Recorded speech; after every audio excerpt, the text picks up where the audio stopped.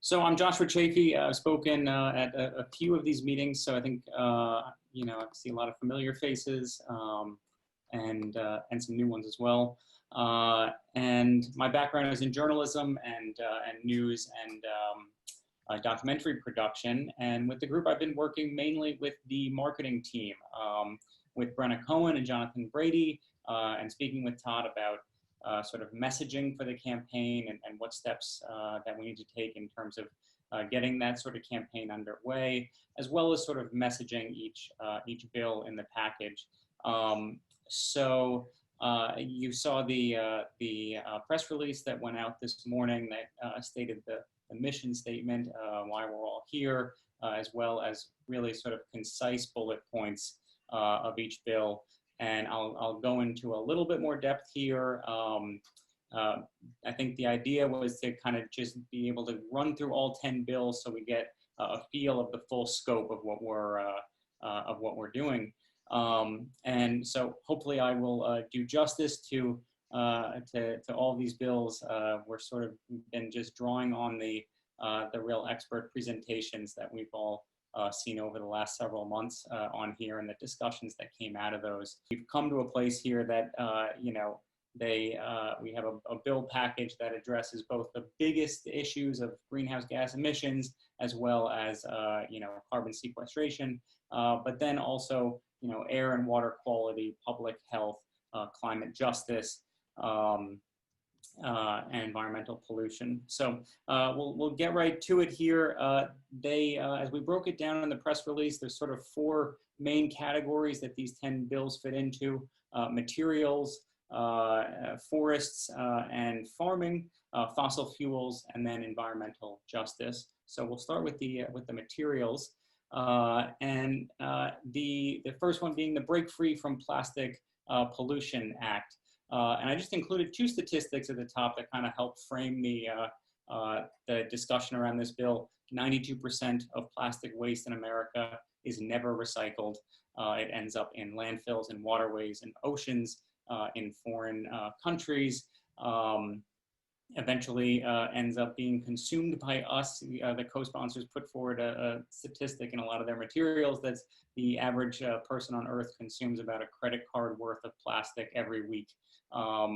And the second statistic here is that this is an environmental pollution issue, but it's a carbon issue.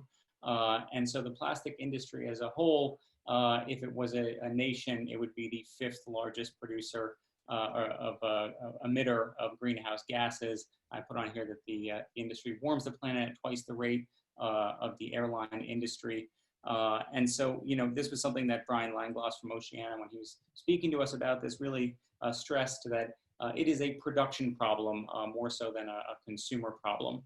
So we're looking at the industry is producing 400 million tons of plastic per year. That's set to quadruple by 2050. So that gets us to what this bill does. The largest thing is that it holds the corporations producing this and making profit off this plastic responsible, and does so by basically forcing them to come up with ways to clean up and collect this plastic and to fund those processes while working with the EPA to do so. Also forces them to have established minimum recycled content requirements and pushing companies to produce reusable and fully recyclable products. And so it's all kind of gearing them to stop producing waste because they won't have to fund the cleanup for it quite as much. Secondly, it reduces and bans single-use non-recyclable plastic products, the worst of which it'll ban by 2022. Plastic utensils, those shampoo bottles you find in hotels, things like that. Thirdly, establishes a nationwide 10 cents bottle return refund program based on the success that we've seen in statewide initiatives like that. It halts construction of all new plastic producing facilities. The idea just shutting off the tap to new plastic that's being produced. And then it prevents plastic waste from being shipped to developing countries, which is really a good environmental justice aspect of this bill. Number two, the American Innovation and Manufacturing Act, the AIM Act, and what we're talking about is hydrofluorocarbons, HFCs, and it's something that Alex Hillebrand from NRDC did a great job of breaking this down several times on calls for us. But the industrial gas used in refrigeration, air conditioning, and building insulation, it is a potent, extremely potent greenhouse gas. So the bill would be an 85% reduction in manufacturing and import of HFCs by 2036, as well as in the meantime, instructing the EPA to implement leak prevention and disposal requirements for products that are existing products using HFCs. And sort of this last note is something that a lot of the co-sponsors, this has strong bipartisan support. And you know, what's frequently mentioned is the job creation potential. And that's true in a lot of these bills. And I think in a lot of climate bills is that you're giving market certainty to the industry as well as, you know, really opening up these markets. So that's some of the job creation. Number three, the last that we have under the materials list is the Protect America's Children from Toxic Pesticides Act. You know, the two statistics I think that really just stick out that, you know, the US uses over 1 billion pounds of pesticides annually, nearly 1/5 of all pesticides which are used in the world. And secondly, that of those pesticides, 1/3 of the pesticides we're using in the US are pesticides that are banned in the EU. So what this does, first and foremost, it bans some of the most harmful pesticides, those that cause developmental damage in children, neurological damage, lead to increased rates of Parkinson's, insecticides that lead to pollinator collapse, and then suspending pesticides that are deemed unsafe in Canada and the EU while an EPA review process goes through. Secondly, protecting frontline communities, that is, you know, from requiring employers to report injuries related to pesticides, so we actually know the extent of the problem, you know, and secondly, the labeling of especially harmful pesticides, ensuring that the labeling is done multilingually. And lastly, empowering local communities to take action on this, which is sort of giving communities the opportunity to petition the EPA. Essentially, it's also very much tied to climate, and you know, the sort of larger big ag relies more on pesticides that would, you know, really would regenerative practices allow you to replace the use of pesticides as well as fertilizers.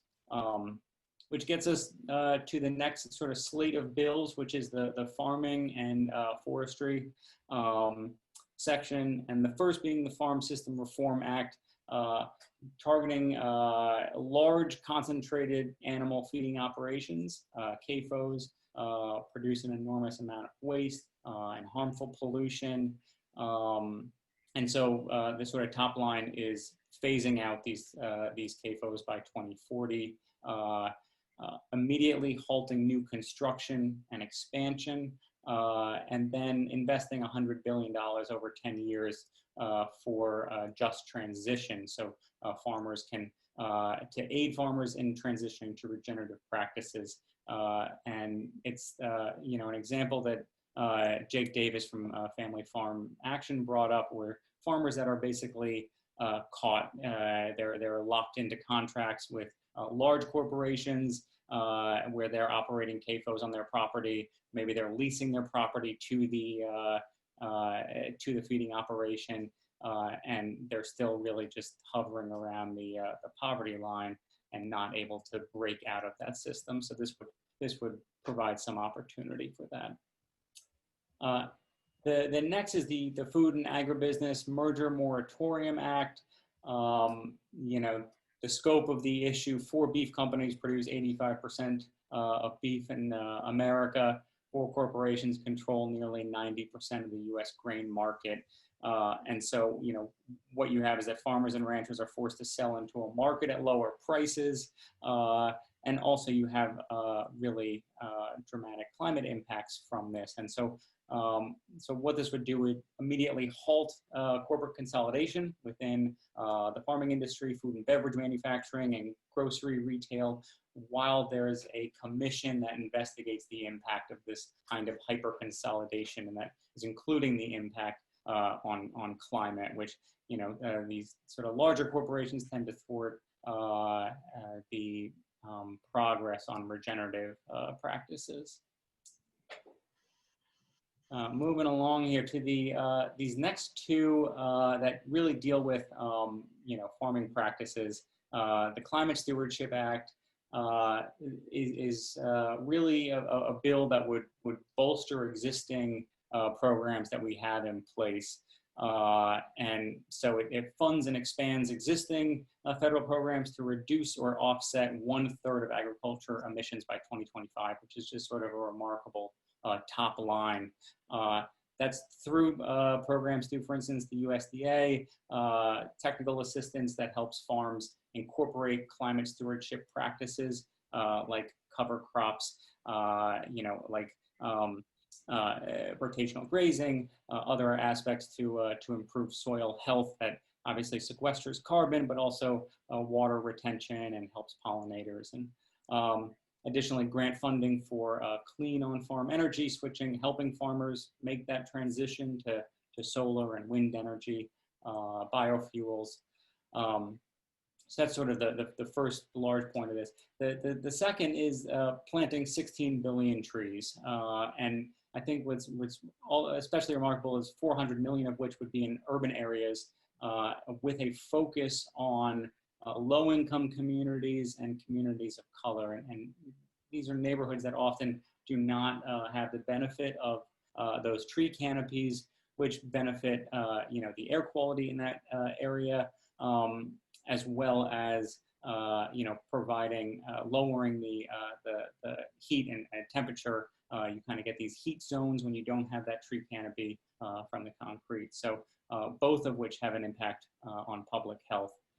Restores and protects 2 million acres of essential coastal wetlands. Dual benefit of wetlands that sequester carbon, but are also really our first line of defense, you know, in this climate crisis. You know, it's something that hits close to home for me. I was, you know, out of my apartment for 8 months after Hurricane Sandy.